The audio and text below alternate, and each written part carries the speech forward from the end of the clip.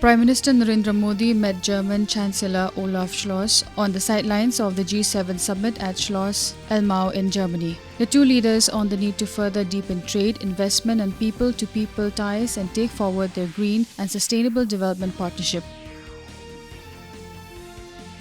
The government will be needing funds in excess of 300 crores to restore damages caused by recent landslides and flash floods caused by incessant rainfall in the state to begin fixing damages while awaiting central team assessment.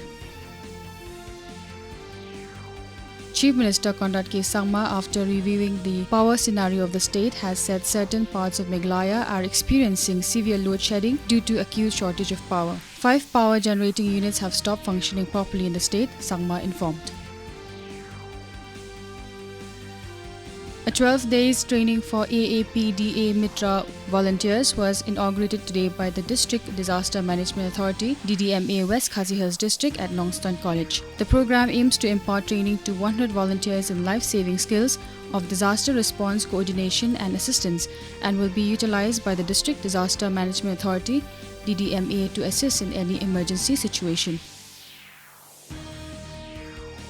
2 interns of Impulse NGO Network and MSW students of Central University of Kerala were assaulted by bikers near Roberts Hospital Jaya on June 24th. Reports indicate that the accused were detained yesterday night and subsequently arrested.